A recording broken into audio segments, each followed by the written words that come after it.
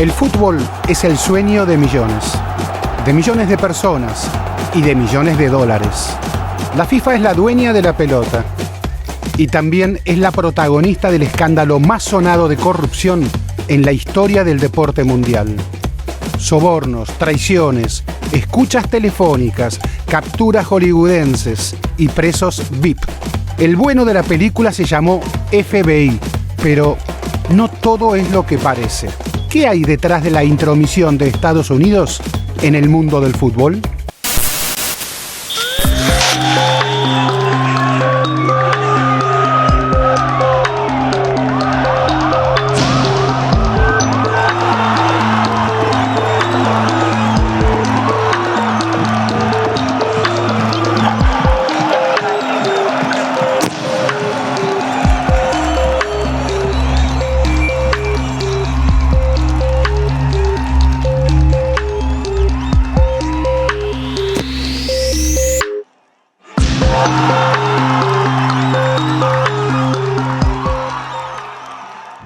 They were expected to uphold the rules that keep soccer honest and to protect the integrity of the game. Instead, they corrupted the business of worldwide soccer to serve their interests and to enrich themselves. El fútbol es la mayor fábrica de ilusiones y emociones.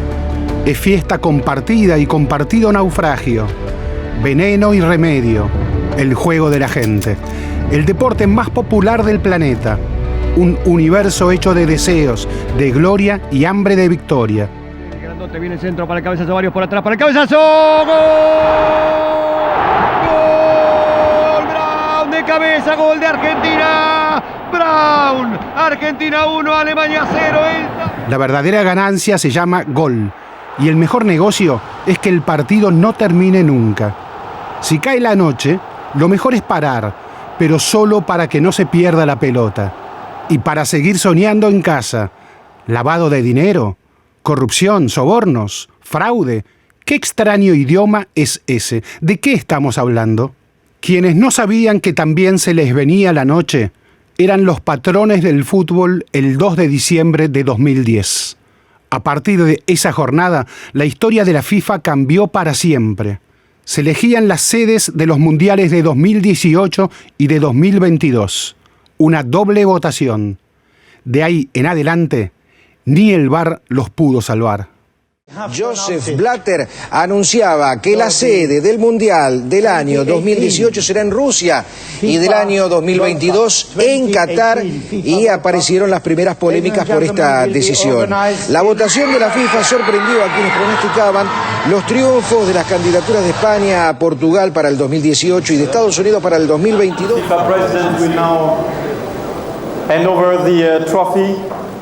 ¿Cómo interpretás vos la decisión de la FIFA, por primera vez en su historia, haber elegido dos sedes en una misma votación? No es por primera vez en su historia, pasó antes, digamos. Lo que pasa es que antes organizar una Copa del Mundo tenía un valor comercial, social, civil muy distinto que ahora. Esta vez, lo que llevó a elegir dos sedes para el 2018 y el 2022 fue el gran error que cometemos los directivos siempre, mezclar la parte deportiva con la parte económica. Se eligió buscar dos sedes porque se estimó que al saber que el 2018 iba a ser la sede X y el 2022 la sede Y, íbamos a poder negociar mejor los derechos televisivos de la Copa del Mundo. En 1966, la FIFA designó 3 sedes de Copas Mundiales a la vez. Alemania 74, Argentina 78 y España 82. Pero esa triple designación evitó votaciones. Ya sea por elección reducida de su comité ejecutivo o mayoritaria del Congreso, la FIFA jamás había votado varias sedes juntas. La primera vez que lo hizo fue en 2010 y fue su certificado de defunción. Qué lindo que fue ver esto. El estadio lleno, como bien decía Juan, capacidad colmada, los colores, 1.500 artistas, 3.540 personas trabajaron para un espectáculo inolvidable. Fue un mensaje importante. Por primera vez, África organiza una Copa del Mundo. Hasta el día de la doble votación de 2010, la FIFA estaba preocupada. Su Mundial de 2010 en Sudáfrica no había sido un buen negocio, y ya se sabía que tampoco lo sería la siguiente Copa de 2014 en Brasil. La FIFA necesitaba recuperar dinero.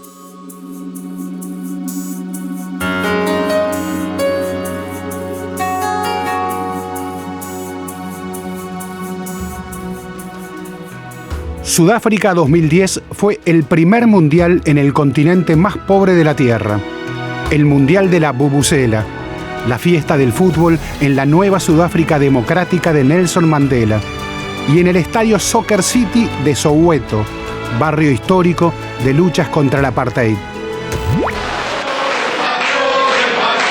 En una final no apta para cardíacos, el color se lo pusieron los hinchas españoles desde temprano en la embajada, hasta que faltando 2 minutos del tiempo suplementario, Iniesta puso el 1-0 para que festeje toda España.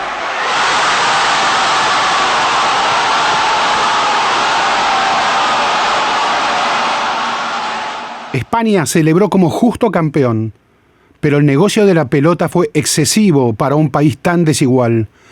Estadios VIP indecentes en medio de la pobreza. La soberana república de la FIFA tuvo leyes especiales y exenciones impositivas, pero tampoco sus cuentas cerraron. Bueno, y los estadios en Sudáfrica, no sé cuántos estadios construyeron que después no sirvieron para nada. La FIFA tuvo que salir a poner plata. Y ya veían, como después sucedió, que el Mundial de 2014 en Brasil también iba a ser un fracaso económico, como finalmente lo fue para la FIFA. Grondona comentaba que había sido un grave error económico, pero una obligación política darle el Mundial a Sudáfrica, sobre todo con Mandela vivo, que si no hubiera sido por el aporte de la FIFA, ese Mundial era inviable. The 2010 FIFA World Cup will be organized in South Africa.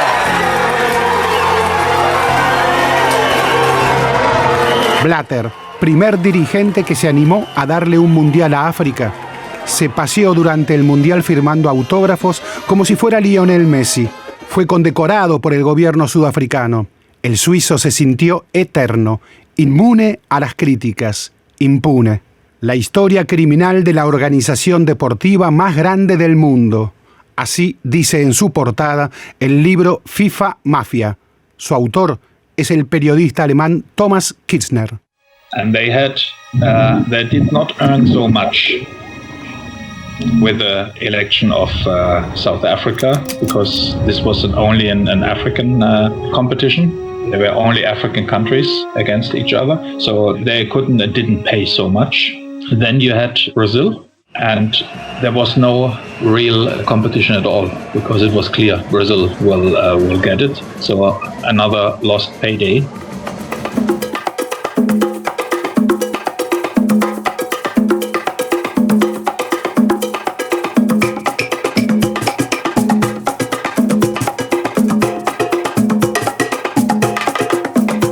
Brasil es o país do futebol, el que más copas ganó, 5, y el único que jugó todas las copas. El país de Pelé, Garrincha y Ronaldo había sido sede en 1950, en el Mundial del Maracanazo. En 2014 organizaba su segunda copa.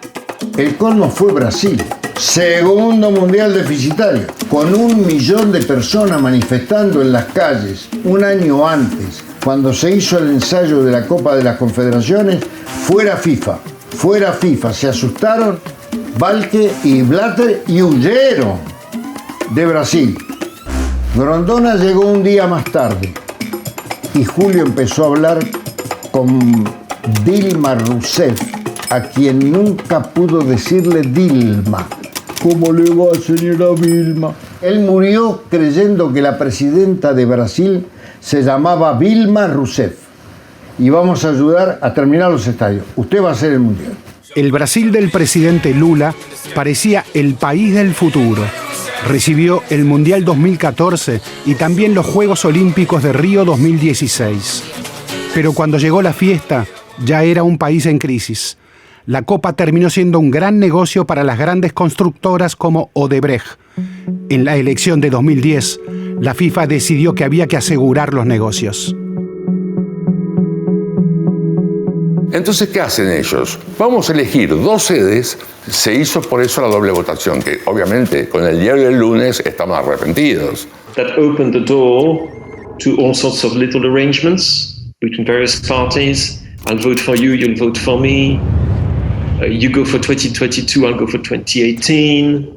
I can influence so and so. This happened between the Qataris and the Spanish in particular. But they were not the only ones, believe me. There were deals like that all around the place. Yuri Gagarin, el primer hombre en llegar a la luna. Para 2018, Rusia fue elegida en lugar de Inglaterra, que se creía ganadora antes de votar. Y para 2022, Qatar sorprendió al mundo derrotando al favorito Estados Unidos. En su eterna impunidad, la FIFA jamás imaginó que esa doble votación terminaría marcando el inicio del llamado FIFA Gate. The FIFA president will now hand over the trophy. Ese mismo día se eligió a Rusia y me sorprendió más que fuese Rusia que fuese Qatar. ¿Por qué? Porque hay cosas, el lenguaje no verbal que uno ve. Putin no estaba ahí, ni el presidente de Rusia estaban en la sala, no había ninguna de las 2 máximas autoridades, en cambio sí estaba el jeque de Qatar. That this was one of the dirtiest, if not the dirtiest, bidding competition for a sports event in history. I'd say even more than Salt Lake City with the IOC. The 24 people who were in charge in FIFA for this election in December 2010, only 2 had no problems with the prosecutors and criminal investigations after this. A lot of them went to prison. So it's you are doing this election with crooks, with real crooks. كأس عالم 2022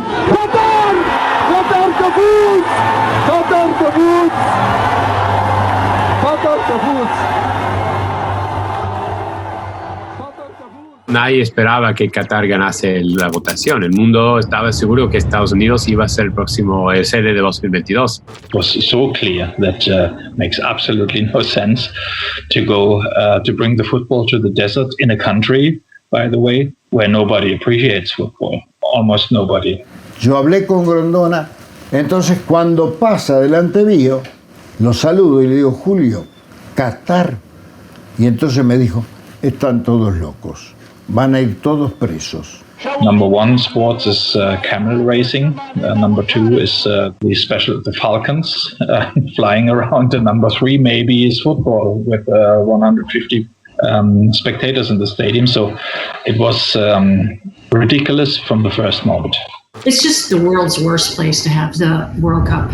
So I think that was kind of the straw that broke the camel's back. And I think the U.S. was furious because the World Cup was purchased out from under them. So I think that was the compelling reason for them to come after and to start scrutinizing these people. Y me acerco a Grondona y le digo, don Julio, ¿cómo pudieron elegir a Qatar para el Mundial?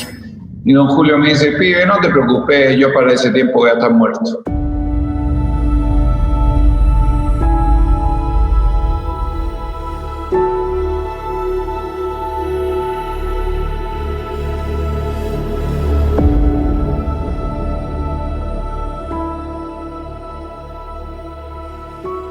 Esta votación doble terminaría 5 años después, en 2015, detonando el mayor escándalo de corrupción en la historia deportiva mundial.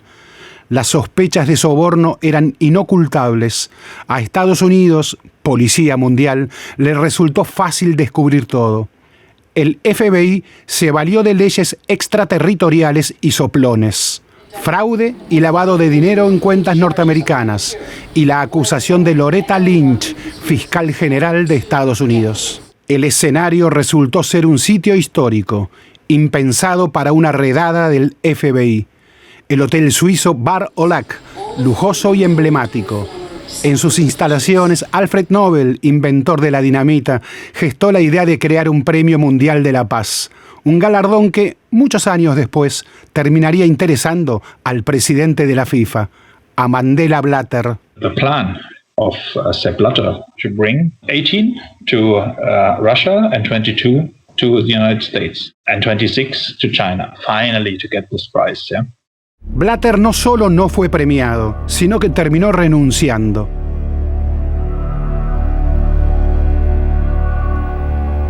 J'ai donc décidé de me représenter à la présidence car je suis convaincu que c'était la meilleure option pour l'organisation. Les élections sont terminées, mais les défis qui se posent à la FIFA ne le sont pas. La FIFA a besoin d'une profonde restructuration. Bien que les membres de la FIFA m'aient conféré ce nouveau mandat, ce mandat n'a pas le soutien de l'intégralité du monde du football, et j'entends par là des supporters, des joueurs, des clubs, de tous ceux qui vivent, qui respirent et aiment le fútbol. Y más que por el bien del fútbol, como argumentó la fiscal Loretta Lynch, descabezar a la FIFA se pareció a una venganza de Estados Unidos por no recibir la sede del 2022. El fútbol, uno de los pocos grandes negocios globales no en manos de Estados Unidos, pasó a depender de los tribunales de Nueva York. Estados Unidos no tenía a Messi, pero tiene al FBI, y alguien tenía que frenar a la FIFA. Someone had to do it. It's the US. El FBI se valió de una ley especial dictada en Estados Unidos en 1970, una ley que buscaba poner fin a la mafia en Nueva York. Rudy Giuliani, entonces fiscal federal, la usó para encarcelar no solo a los soldados que apretaban el gatillo, sino también a los capos que daban las órdenes. Ley de chantaje civil, influencias y organizaciones corruptas en español. El crimen organizado tenía que combatirse con una ley organizada. Con ella, el FBI descabezó a las 5 familias mafiosas que controlaban Nueva York, sembrando el terror. Pero el FIFA Gate, paradójicamente, terminaría encarcelando solo a dirigentes latinoamericanos. Ni europeos, ni la TV que pagó los sobornos. ¿Una limpieza ética o étnica? A mí me llamó siempre la atención que los únicos coimeros del mundo del fútbol fueran sudamericanos y que ningún europeo, ningún asiático, un africano, pero por otras cuestiones, estuvieran imputados o sospechados. Es raro. Es raro.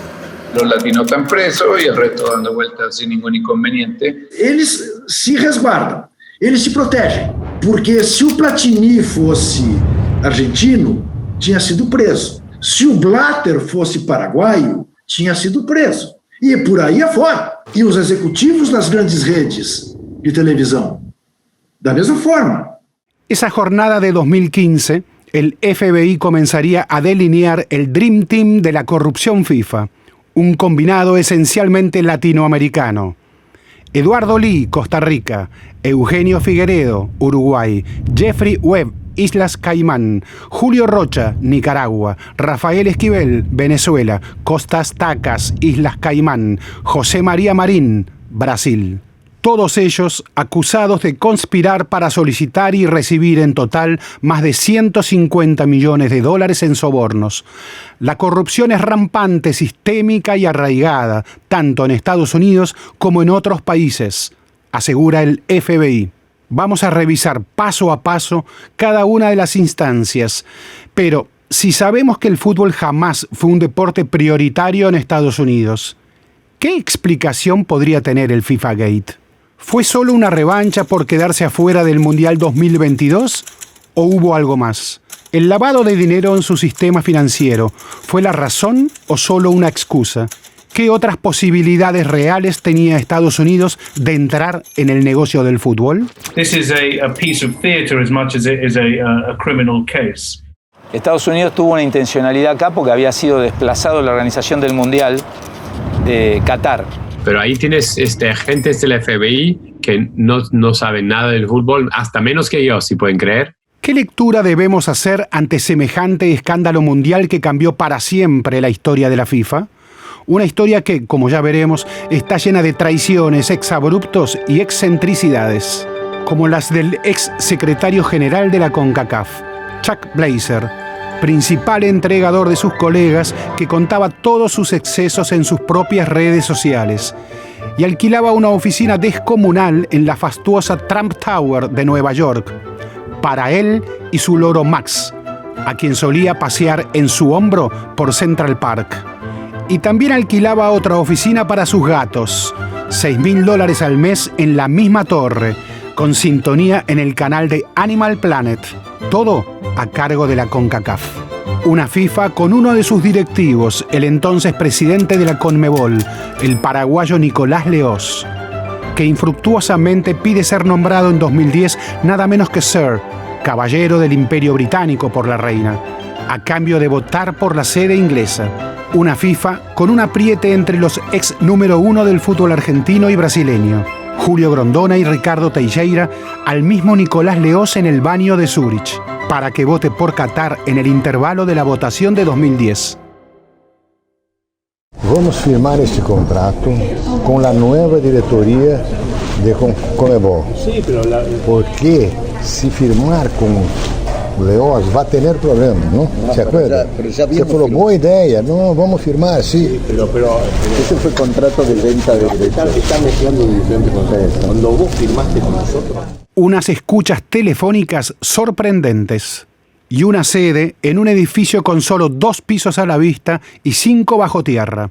Un búnker que, según dijo una vez el expresidente Blatter, impide que se filtren los resultados de las votaciones. La investigación por corrupción sigue hasta hoy. Pero hagamos memoria, porque deberíamos decir que acaso el FIFA Gate comenzó mucho antes. Toda criatura tiene su padre. João Havelange, brasileño, creador del modelo. Havelange llega a la presidencia de la FIFA en 1974. I think the cultural break came in 74 when João Havelange overtook FIFA the night before he was elected. People could see for the first time what would become usual habit in the following years. There were a lot of envelopes distributed at the doors of the people who had to vote, the functionaries of the different national federations. Que o João Havelange era o homem errado na hora certa. João Havelange assume a FIFA em pleno mundo globalizado. E ele chega respaldado por empresas como a Coca-Cola e a Adidas, e de fato ele tem um papel modernizador, mas modernizador para poucas pessoas. Embora atingindo o mundo inteiro, a festa, a distribuição de lucros era em torno de un grupo pequeño. Era un ultra corrupto. Havelange inventó el sistema de corrupción en el fútbol. Porque Havelange es presidente de la FIFA en la plena evolución tecnológica. Adviertan, año 1974, solo una televisión abierta, firme, progresiva y de inversión en algunos países, especialmente México, que fue un gran aliado de Havelange. Televisa. Ele transforma a FIFA, que era um escritório, né, pequeno em Zurique, numa grande transnacional, mas numa transnacional profundamente corruptora y corrompida. Que la modernizó seguro, que la corrompió es probable. Empezó a cobrar sobornos a cambio de derechos de patrocinio y de televisión del fútbol, empezando los fines de la década 70.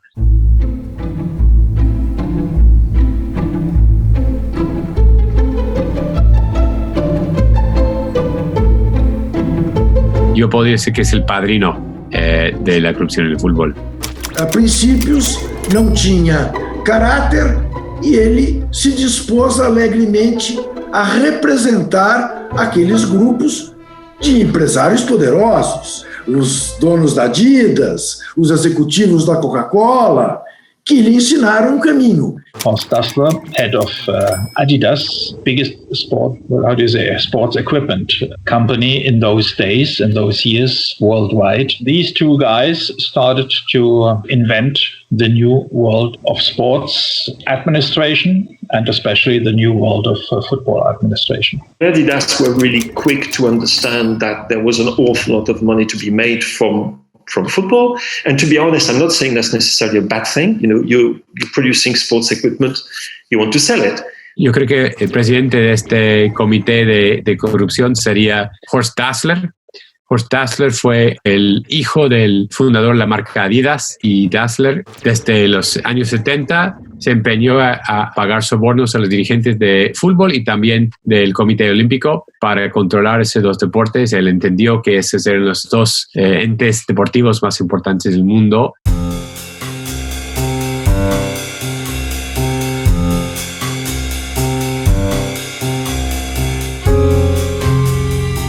Havelange celebra en 1978 en Argentina su primer mundial como presidente de la FIFA.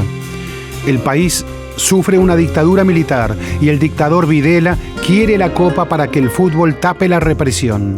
Havelange se da cuenta que los mundiales son un juguete caro, que la pelota no es solo un negocio económico, sino también un botín político.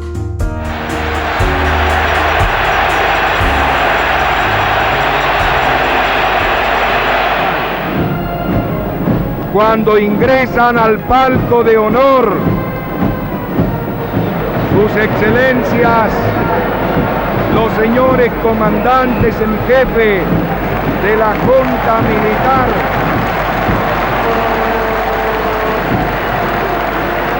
el excelentísimo señor presidente de la Nación y comandante en jefe del Ejército, teniente general don Jorge Rafael Videla, su excelencia, el señor comandante en jefe de la Armada, almirante don Emilio Eduardo Macera, su excelencia, el señor comandante en jefe de la Fuerza Aérea, brigadier general don Orlando Ramón Agosti.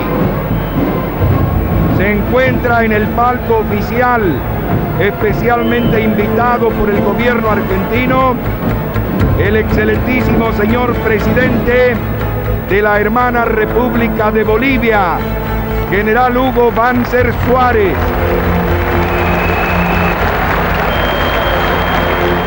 Era la Argentina de los desaparecidos, pero Havelange desoyó denuncias y confirmó la sede. Los goles de los estadios convivieron con el horror de las cárceles clandestinas. De manera que había dos alternativas para FIFA. La de Argentina, a como diera lugar, o volver a darle el campeonato mundial a Europa, y el presidente de la FIFA era sudamericano. E ele fazia o pior dos discursos políticos, ao dizer que não fazia política, que a FIFA era uma entidade suprapartidária, porque isso lhe dava o aval para andar de braços dados com ditadores da África, com ditadores da Ásia, com ditadores da América. Don't forget that FIFA was quite happy to send the World Cup to fascist Italy before the Second World War. So it's not the first time that you would have a World Cup happening in a strange place. And I would bring you back to the 1954 World Cup and the huge impact it had on Germany and on the rebirth of Germany as a modern nation. So I think people knew that. The one thing which was new is that this particular event in 1978, in a way that no other World Cup before had done it, forced us to confront the link between politics, governments, power, and football. We seriously were wondering whether we should go to the World Cup or not. Is it right to go there? Can we have players receiving the World Cup from Videla? Can we, in a way, give a legitimacy to the Argentinian junta? And the world learned in a naivety that this is all not so bad what's going on there. We see happy people in the stadiums and all this bullshit, you know. The best proof is that lots of players, lots of coaches after this World Cup told us over and over and over again what a lie it was, how brutal it was, what pressure was on them to keep with these lying stories and all these things. So it's a huge lie, it's a huge fake, but it worked.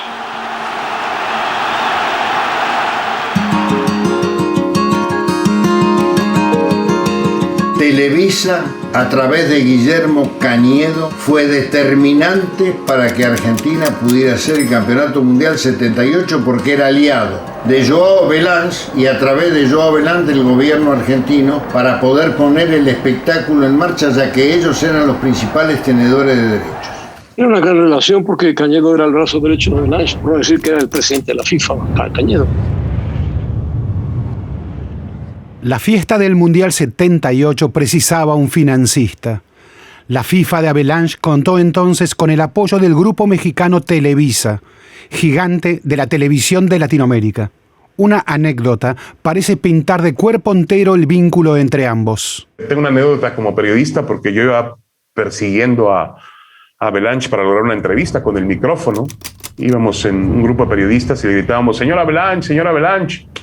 Y Havelange seguía, y le gritaban franceses, alemanes, estadounidenses, mexicanos, y ya cuando está a punto de subirse al auto, que lo iba a sacar del centro de convenciones en Chicago, le grito, señor Havelange, necesito su opinión sobre Guillermo Cañedo, y me señaló con el dedo, usted, venga para acá. Él accedió a darme la entrevista por la pregunta que le hice de Cañedo. Obviamente, le pregunté, ¿qué opina usted de Guillermo Cañedo, señor Havelange? Y el hombre habló largo y tendido, y cuando ya le iba a hacer la siguiente pregunta, se volvió a subir a su coche y se fue. Guillermo Cañedo nunca fue presidente de la FIFA, pero influía tremendamente en las decisiones de Joao Havelange.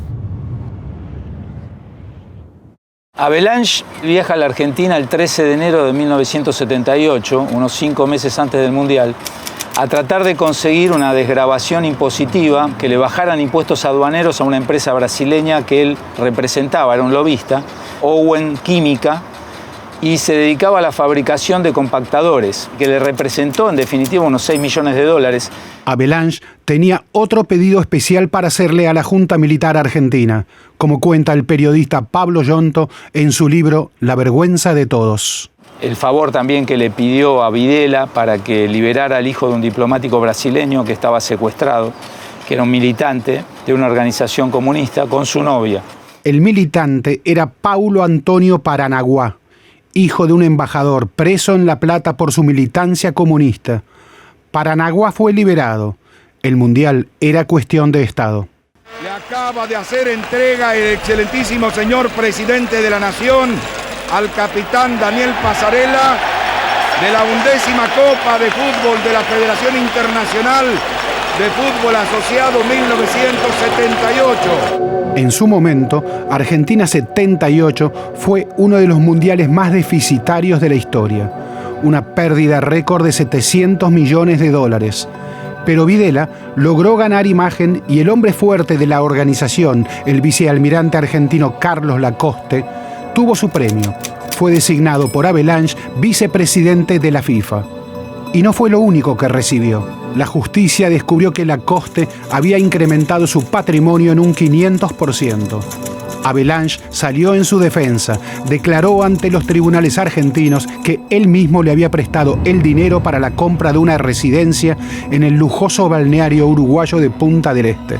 En 1979, Lacoste dio el visto bueno para que la Asociación del Fútbol Argentino eligiera nuevo presidente.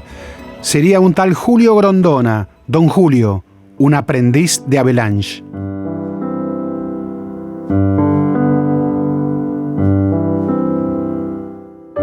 Ya fuera del trono, Havelange y su corrupción quedaron expuestos en 2001. Acuérdate con la quiebra de ISL, que después se supo que ISL también tenía sus cosas en el medio, cosa que nadie se habría imaginado porque era una empresa suiza. ISL fue el brazo comercial de la FIFA, una creación de Avalanche y Horst Dassler, patrón de Adidas. ISL ganaba contratos pagando sobornos. El periodista inglés Andrew Jennings denunció que Avalanche acumuló por esa vía unos 45 millones de dólares. Dassler moriría en 1987. La quiebra de ISL en 2001 dejó al desnudo la trama de la corrupción. Finalmente, Avalanche, su ex yerno Ricardo Teixeira y Nicolás Leós fueron hallados culpables de conducta ética reprobable al aceptar pagos indebidos entre 1992 y 2000. La corrupción entre privados no era delito en ese momento en Suiza, y las acciones ocurrieron antes de que entrara en vigencia el Código de Ética de la FIFA. El escándalo expuso igualmente a los acusados. Blatter fue absuelto. El buen nadador se hundió entre acusaciones de corrupción y lapidación mediática. Murió en 2016. Ele morre quase aos 100 anos em desgraça, né? Tendo que renunciar ao posto dele no Comitê Olímpico Internacional e à presidência de honra da FIFA. ¿Por qué deberíamos decir que la fecha clave del FIFA Gate fue el 2 de diciembre de 2010? ¿Por qué la FIFA eligió en esa doble votación los mundiales de Rusia 2018 y Qatar 2022? ¿Por qué dejó afuera primero a Inglaterra y luego a Estados Unidos? ¿Por qué cayó Blatter?